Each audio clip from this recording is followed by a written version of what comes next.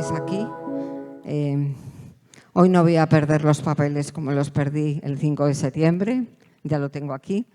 Y entonces, pues agradecer a los pacientes y familiares que estéis aquí, a los hematólogos, que todavía no han llegado todos también, y a la industria farmacéutica, pues también por apoyar nuestros eventos. Quiero excusar la asistencia esta tarde de la doctora Maribí Mateos, porque tiene un viaje y no puede venir, y también de Bruno Paiva, que está en Tailandia, o sea, que no ha podido ser este año.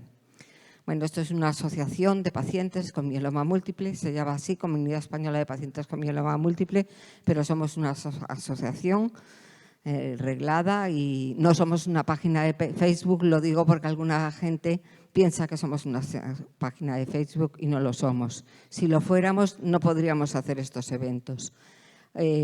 Ahora por la mañana vamos a hablar de la importancia de la nutrición, que creo que es un tema que interesa a todos los pacientes de cáncer en general y de mieloma en particular, no solo en España, sino de todo el mundo.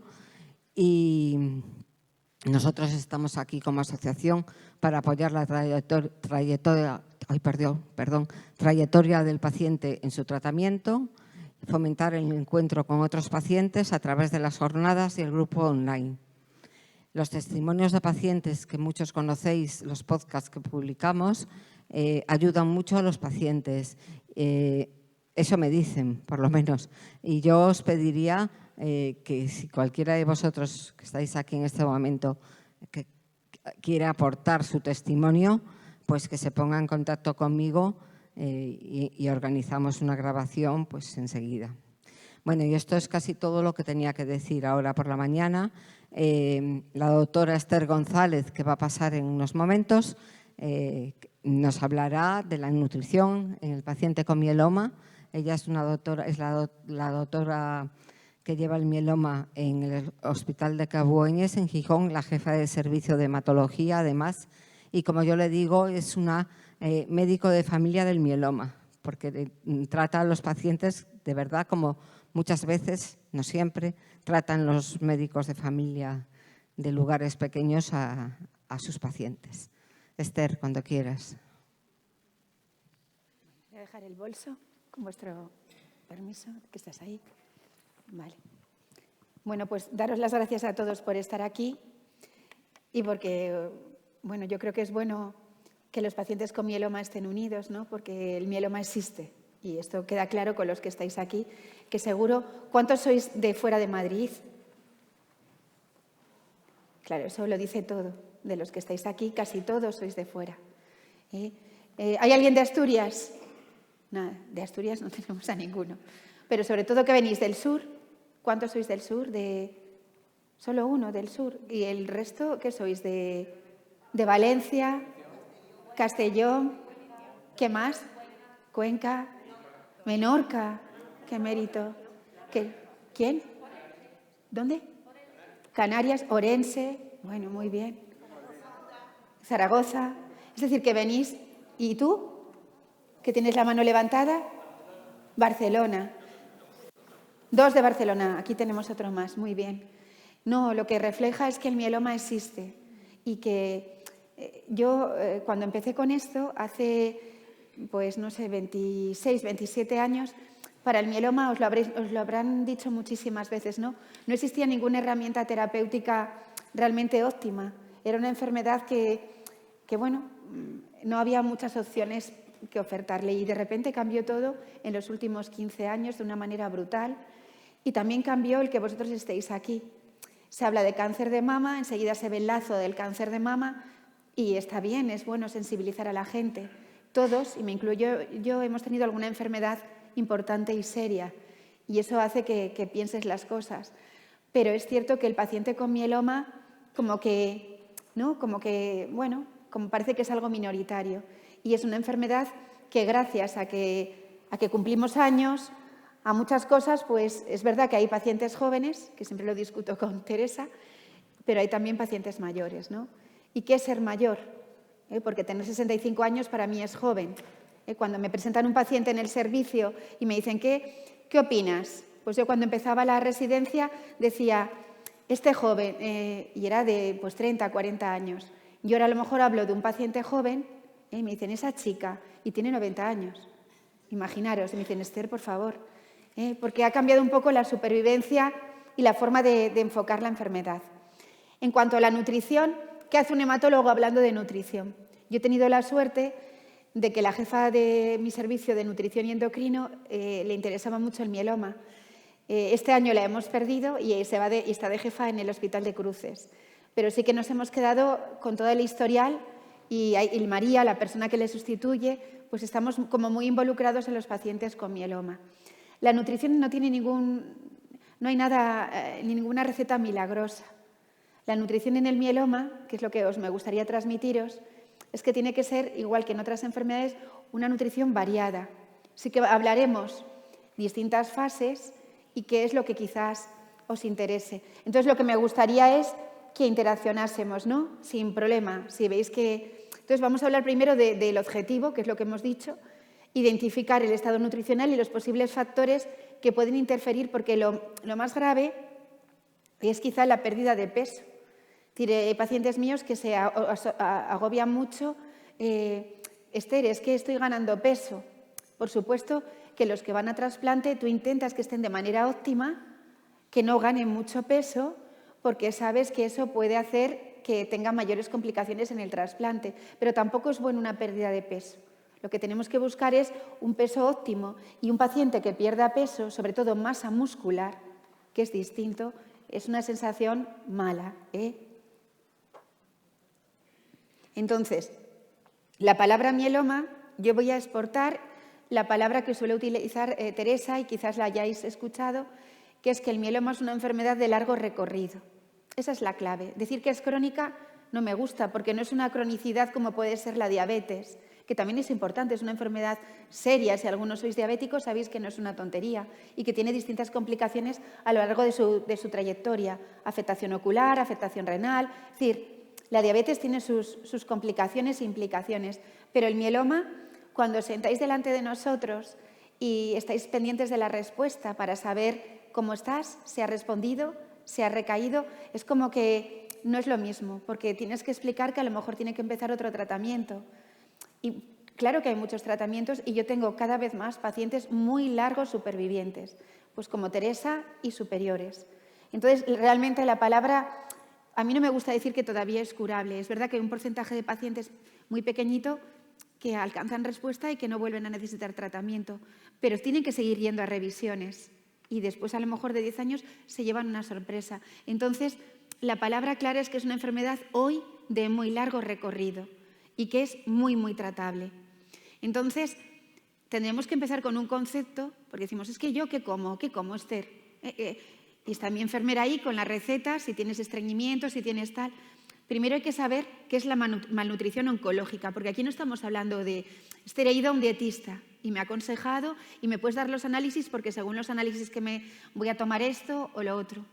Aquí estamos hablando de una malnutrición en el contexto de una enfermedad tumoral, que es el mieloma. Entonces, es un estado nutricional en el que existe una deficiencia de energía, proteínas y otros nutrientes que para producir efectos adversos cuantificables en el resultado clínico, en cómo se encuentra el paciente. Y son tan importantes que van a implicarnos en la respuesta que tenéis vosotros, el huésped es el paciente, frente al tumor y en la eficacia de los tratamientos oncológicos. Y la mayoría de los pacientes con enfermedades tumorales, la clave está en la pérdida de peso, que a veces no es peso, sino, insisto, masa muscular.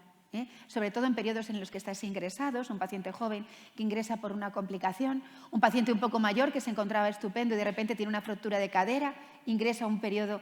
Ahí es muy importante hacer una intervención nutricional, porque el paciente nunca va a estar mejor que cuando ingresó. Y la expresión máxima de la malnutrición es lo que se llama caquexia tumoral. ¿Y qué es eso?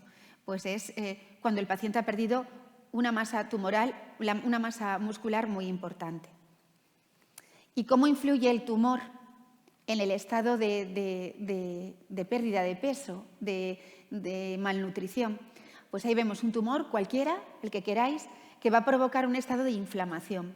Por eso, cuando os dan las analíticas o aquellos que que os interesen los parámetros. A veces, oye, yo confío en el hematólogo y no quiero que... Pues hay un parámetro que se llama PCR, no sé si os suena, que está relacionado con la inflamación. Pues en los tumores es un estado de inflamación. Se elevan una serie de parámetros, como puede ser el que os acabo de decir, y esas palabras que veis ahí que significan interleucinas, distintos parámetros inflamatorios. Y esos van a dar lugar, cuando tienes un estado tumoral, a que no tienes ganas de comer. Te dices, es que me siento lleno, me siento repleto, no me apetece comer, Esther. Una pérdida de masa muscular, como os estaba diciendo. Una alteración del metabolismo hepático del hígado. Tengo alteradas las pruebas de función hepática y a veces una alteración del metabolismo de los lípidos, que es lo que vemos ahí. Los lípidos son las grasas. Todo eso va a contribuir a que tengas un estado de malnutrición, que a veces no se manifiesta con una pérdida de peso, sino que lo que os digo es que me siento lleno, me siento repleto. La malnutrición en los pacientes con enfermedades oncológicas representa, por tanto, eso nos queda claro a todos, un estado de riesgo y puede comprometer la situación clínica del paciente. Los factores que van a influir van a ser la propia enfermedad que tenéis, no es lo mismo un mieloma que un linfoma. Es que me he encontrado en la sala de espera, no es lo mismo. Es que tiene un paciente, no. Y no es lo mismo un mieloma que otro mieloma. Ningún mieloma es igual a cada uno, somos distintos. Y más en los mielomas. Y tampoco es igual el mismo tratamiento que está recibiendo. Hay pacientes, voy a poneros un ejemplo, que toman inmunomoduladores, os sonará la lenalidomida, ¿os suena? ¿Cuántos habéis tomado lenalidomida en algún momento? Bueno, pues la lenalidomida, que es una pastilla y que parece simple, provoca efectos adversos, fundamentalmente a nivel gastrointestinal. Provoca diarreas explosivas. Entonces hay que intentar a veces controlarlas y a veces provoca un estado de anorexia. ¿Qué quiere decir? Yo he tenido pacientes con lenalidomida que han perdido, pues estaban como apáticos, como con pérdida, y también influye la lenalidomida. Un estado de astenia que nos cuesta mucho controlar. Por tanto, los tratamientos influyen en la nutrición. Lo que no puedes pretender es estar tomando un tratamiento y estar, es que sabes que estás tomando un tratamiento que va a tener alguna complicación. Y tenemos que conocerlas para poder actuar. Por eso es importante que los pacientes, los que estáis ahí, estéis empoderados, conozcáis vuestra enfermedad, porque eso os va a ayudar. Entonces, por supuesto, la nutrición influye en la enfermedad, cómo afronta la enfermedad el paciente y el tratamiento. En cuanto a la enfermedad, me la salto porque cada una de vosotros es distinta y me relaciono o me paro en los tratamientos. Sabemos que los tratamientos que recibéis los pacientes con mieloma son muy distintos. De ahí que sea tan imposible, yo diría, homogenizar y decir, vosotros tenéis que tomar esto porque, por un lado, está la quimioterapia estándar. Todos los que habéis ido a trasplante habéis recibido melphalam, que es una quimioterapia de muchos años y que tiene una serie de complicaciones, fundamentalmente la mucositis, que sabéis que es la afectación a nivel bucal y también en la zona anal. Entonces ya tenemos una quimioterapia fuerte, más la poliquimioterapia que antes se recibía y que ocasionalmente todavía se puede poner. Luego está la inmunoterapia, que también sabemos que depleciona los linfocitos. Los linfocitos son los guerreros del organismo, los que nos defienden de infecciones. Por tanto, predispone más a coger infecciones. De ahí la importancia de que vosotros, los que estéis aquí, estéis vacunados. Luego, ¿qué más tratamientos tenemos? Algunos de vosotros, por haber tenido masas, o es decir, lo que llamamos plasmocitomas, que no son más que proliferaciones de células plasmáticas, y sabéis que la célula plasmática es la célula clave del mieloma, y la célula plasmática no es más que un linfocito que crece y crece, pues a veces puede crecer en distintas partes del cuerpo, dando lugar a la formación de lo que llamamos plasmocitomas. Y lo bueno que tienen los plasmocitomas es que son radiosensibles y responden a la radioterapia. ¿Cuántos de vosotros habéis recibido radioterapia? Bien. Y es muy importante que la radioterapia se ponga de manera eficaz y rápido. Entonces también tiene sus complicaciones. Y hoy, que cada vez escucharéis más hablar de tratamientos con fármacos biespecíficos, ¿cuántos de vosotros os suenan y los habéis recibido? ¿Vale? Los biespecíficos son fármacos, os sonará a lo mejor talquetamab, teclistamab, bueno, son fármacos que tienen características concretas, son muy eficaces para luchar contra el mieloma, pero también deplecionan mucho los linfocitos y, por tanto, hay que vigilar las infecciones y ahí también es importante la nutrición. Y en última instancia, que sabéis que también está dentro de ensayos clínicos, la terapia CAR-T. Todo eso va a tener una serie de complicaciones, los tratamientos, por tanto, en la nutrición.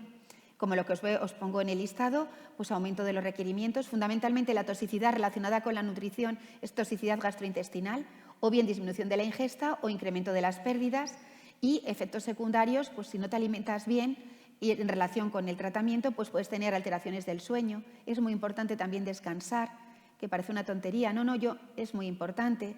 Alteraciones de la función cognitiva, estar irritables, irascibles, infecciones y la mielotoxicidad, que es la bajada de defensas y que también está favorecida por los tratamientos. Luego, causas de desnutrición relacionadas con el paciente. A mí me parece súper importante, yo os pongo el ejemplo, os parecerá una tontería, pero mi marido cuando conduce por Asturias, y Asturias es relativamente pequeño y va con el coche, está todo el día enfadado. Y me está diciendo, ese adelanta, ese no sé qué, ese no sé cuánto. Y yo le digo, ¿pero por qué estás así todo el día? Es decir, no vas a conseguir nada. Entonces, la enfermedad no es culpa de nadie. Es una serie de circunstancias y todos, si cumplimos años, vamos a tener enfermedades. Entonces, es como afrontes la enfermedad, es muy importante. Yo veo al paciente que entra en la consulta pisando fuerte, quiere ser informado o no, depende pero que él confía y sabe que yo voy a buscar lo que sea para que el paciente se encuentre bien, porque hoy estamos con sistemas de información, sea en Asturias o fuera, buscaré que mi paciente pueda cumplir años y proporcionarle los mejores cuidados, porque son pacientes de largo recorrido, como dice Teresa. Entonces, tengo que buscar qué puedo ofrecerle para que el paciente pueda cumplir años, si no, algo estoy haciendo mal. Entonces, también tengo que intentar transmitirle al paciente que es una enfermedad con muchos posibles tratamientos. Entonces, tiene que estar, oh, qué desgracia, mira lo que me ha pasado. Bueno, es verdad que no es una buena noticia, pero también es muy importante cómo vosotros la encaréis. Y ahí influye vuestro estado a la hora de alimentaros y influye de una manera importante. Es normal que al principio vengáis con miedo, ansiedad, pero una vez que nos conocéis yo les digo, ¿pero qué es? ¿Que te doy miedo? ¿Qué pasa? Aquí estamos. Y entonces, entre los dos, hay muchas alteraciones de respuesta al estrés. Lo que decimos, cada vez que vienes a saber cómo estás, pues te genera una incertidumbre. Pero tienes que confiar en que juntos vamos a poder llevar la enfermedad. Y todo ello también va a provocar a nivel del paciente, como sois pacientes que vais a vivir muchos años, por eso es muy importante la nutrición, pueden provocar una alteración, un deterioro del sistema inmunitario. Entonces, ¿qué hago, Esther? ¿Compro productos en el herbolario y me los tomo? No. Es un poco confiar en el hematólogo y si tú ves que tienes dificultades de alimentación, en todos los servicios, en todos los hospitales hay servicios de nutrición. Si ves que tu hematólogo no te da una respuesta. Y también los hábitos del paciente. A mí me llama la atención. Es que quiero curarme, pero estoy fumando 2 cajetillas al día. Y yo, joder. Y digo, pues eso es lo primero que tenemos que intentar dejar. Y es muy difícil. No es fácil decir, deja el tabaco ya. Eso no es fácil. Pero sí que sabemos, es que yo veo gente que fuma y que nunca le pasa nada, ya lo sé.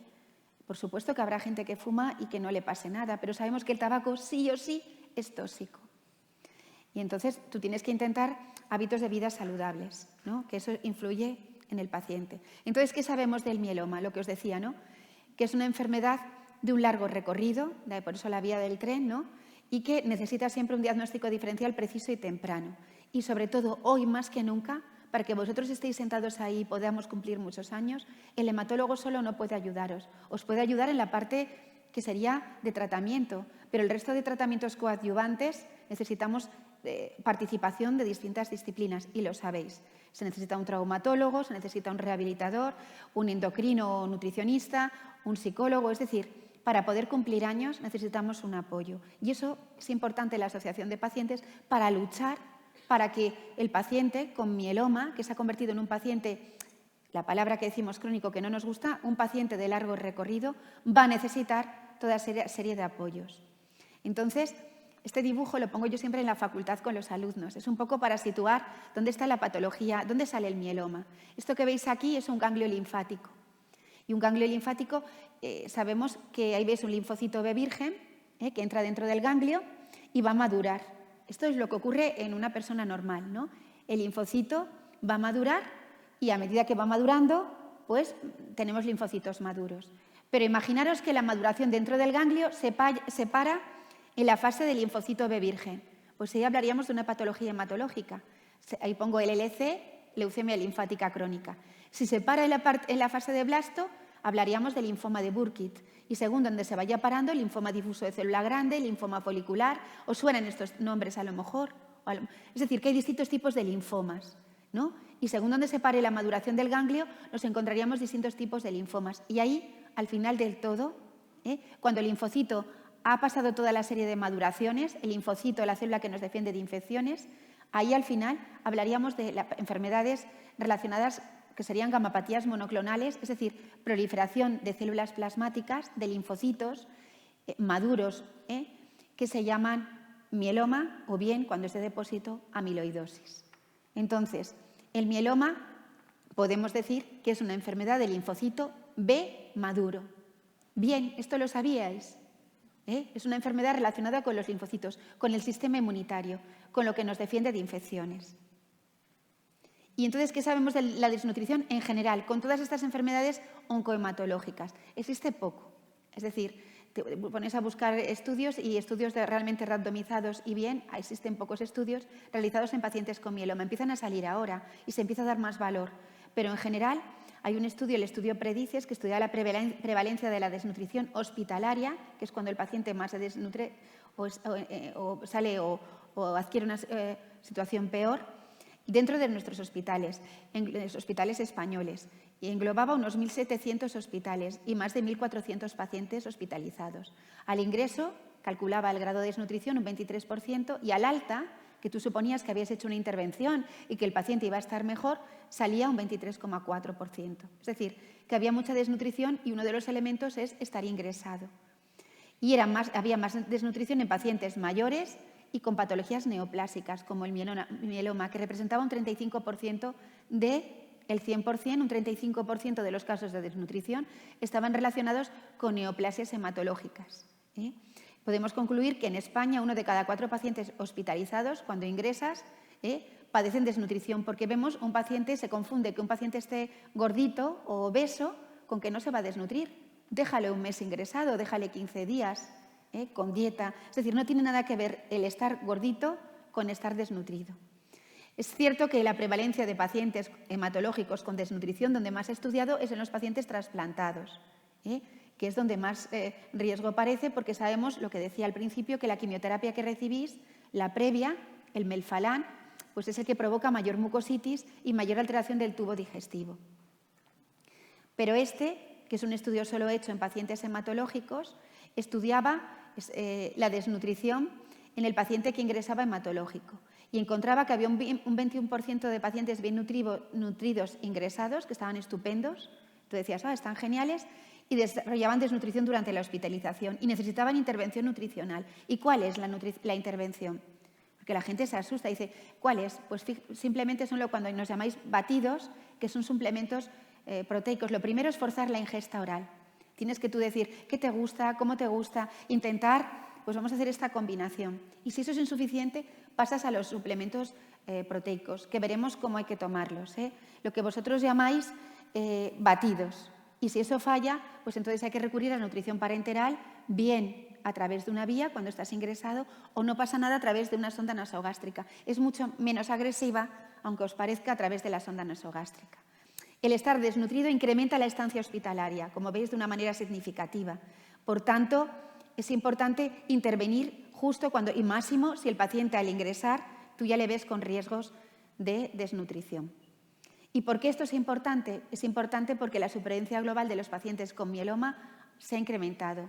Este es un artículo realizado por el grupo de Castilla y León, por un chico joven que se llama Borja, que tiene una fuerza de Salamanca. Hizo esta publicación comparando la supervivencia que tenían los mielomas en el año 1980-1990 con la situación actual. Y como veis, la supervivencia de los mielomas se ha incrementado de una manera súper importante, y estamos hablando todavía del año de la década 2011-2020. Ahora, si hablamos de 2020 a 2030, pues sabemos que un mieloma de nuevo diagnóstico que vaya a trasplante va a tardar en recaer más de 80 meses, que eso es muchísimo si es que recae.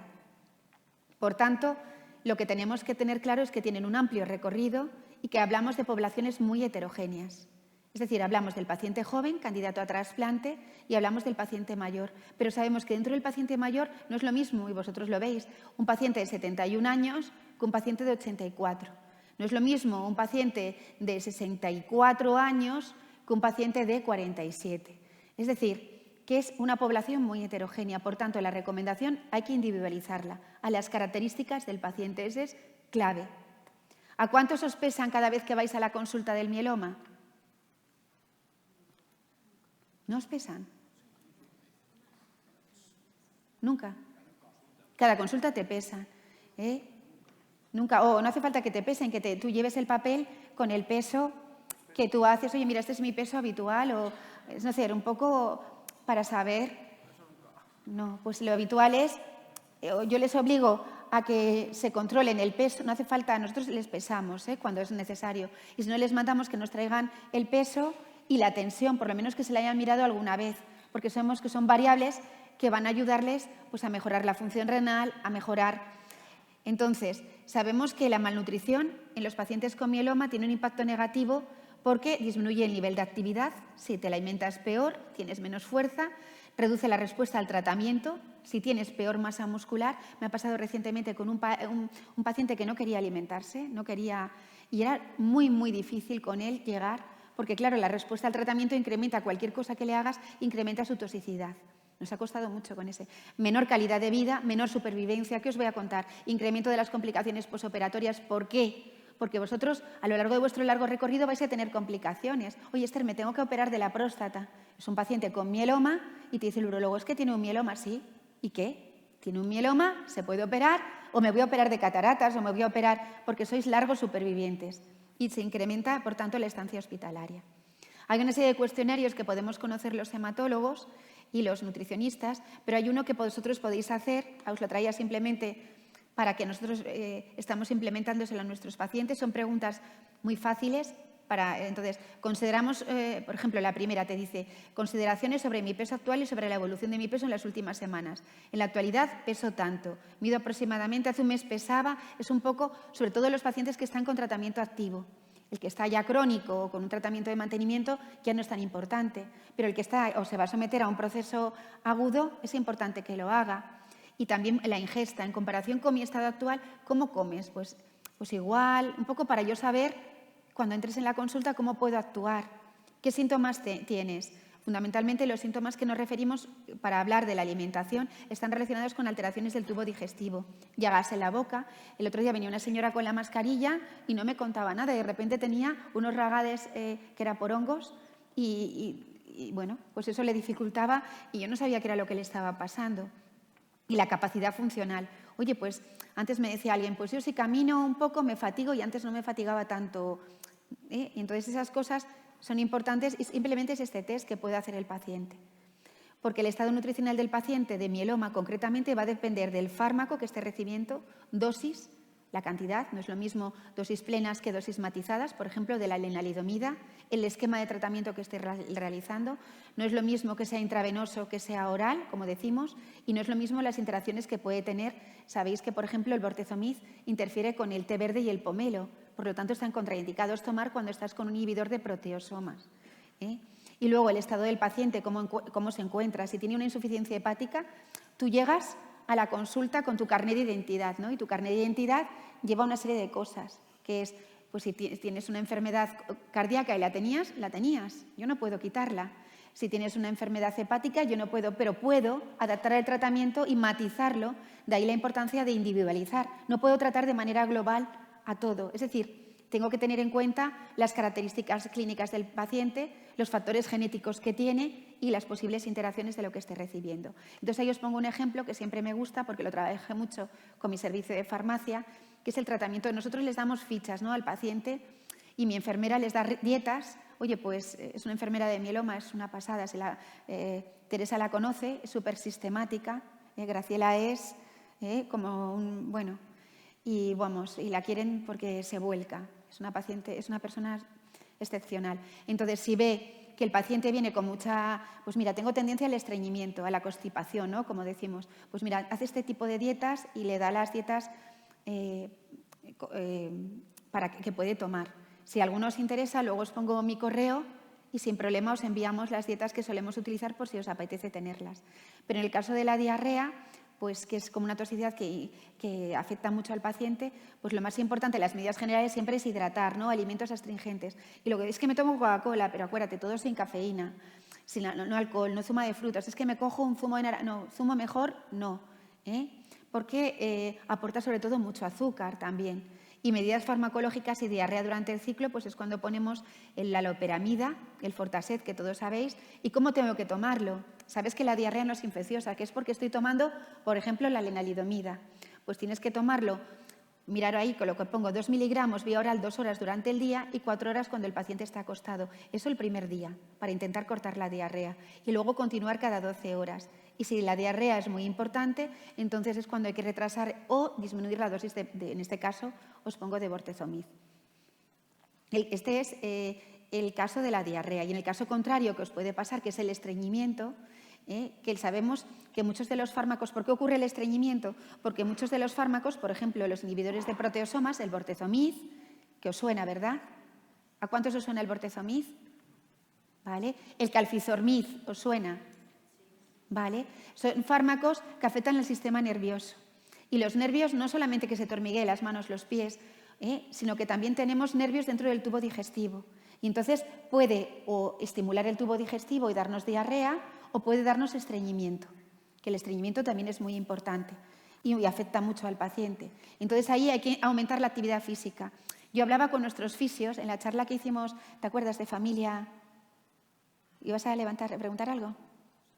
Me quedan 4 minutos. Pues madre, no voy a dar. En la charla que hicimos sobre los pacientes de rehabilitación, ¿te acuerdas? Decían que a veces la rehabilitación no es soplar, sino mover las piernas. ¿Estáis viendo la tele? Muevo las piernas cada uno o muevo los brazos. Actividades. Bueno, ahí aumentar la actividad física, incrementar la ingesta de frutas y medidas farmacológicas y constipación. Encontramos el bisacodilo, por ejemplo, y laxantes osmóticos. Nunca utilizar laxantes que forman masa. Laxantes osmóticos como puede ser el Dufalat, el Emuliquen, si eres diabético. Y luego la mucositis. Siempre nosotros les decimos, oye, ¿qué cepillo de dientes tienes? Utiliza un cepillo suave. No utilices soluciones fluoradas. No, es que estoy con el Oraldine. No, mejor el Oraldine no. No utilizar suplementos nutricionales que sean o factores estimulantes de colonias, aloe vera, etcétera. No. Lo ideal sería utilizar, si lo veis ahí, enjuagues que tengan una solución salina, lo que llamamos una cucharita de bicarbonato, lo que utilizaban nuestros abuelos, y lavarse la boca para contrarrestar la acidez.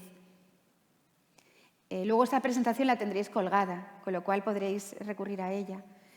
Y aquí es efectos adversos, interacciones, disminuyen el efecto, aquí os pongo el bortezomib porque es el fármaco, ocurrió lo mismo con el calcizormid. Hay sustancias que podemos tomar por ahí pensando que son buenas y disminuyen el efecto del bortezomib, como es el té verde, el zumo de pomelo, e incrementa su toxicidad, por ejemplo, algún antiagregante que tomamos como puede ser el copidogrel, que lo sepáis. Y esto es, os pongo aquí, es la última clasificación que hay de los productos de herbolario que interfieren con muchos de los fármacos que tomamos habitualmente para el mieloma. Que sepáis que o incrementa o disminuye su actividad, la actividad del fármaco, lo cual, sobre todo los que están en azulito, el ginkgo biloba, pues que sepáis que cuidado con los productos de herbolario. Entonces, el objetivo de la terapia nutricional es lo que habíamos dicho, ¿no? Preservar la función física, reducir el riesgo de intolerancia al tratamiento, mejorar la calidad de vida. Entonces, quiero acabar poniéndoos una dieta, ¿no? Un consejo dietético. Imaginaros un paciente de 70 kilos y que debe consumir, sobre todo vosotros, proteínas. Entonces, lo primero que tenemos que hacer es consumir una alimentación saludable y variada, que incluya alimentos de todos los grupos. Vaya cosa que me dices, Esther, esto se lo dicen en el colegio a mis hijos. Sí, es verdad. Lácteos, huevos, carne, frutas, verduras. Y luego, ¿qué es eso de las dietas? Yo hago la dieta del ayuno, yo hago la dieta... Yo se lo preguntaba a nuestra endocrina y me decía, como se come mejor, Esther, y sobre todo pacientes que están con tratamientos activos, es como comían en los pueblos. Desayunaban a las 8, luego se acostaban un poquito, sobre todo si tienen que tomar un diurético, porque sabemos que los diuréticos para que orines más, como es el Seguril, es echarte la cama, te levantas después de desayunas a las 8, te echas una horita y sabes que vas a orinar mucho. Luego comer a las 2, 2:30, 3 y cenar pronto. Eso es lo que hay que hacer. Entonces, consumir una alimentación fraccionada y establecer y cumplir horarios.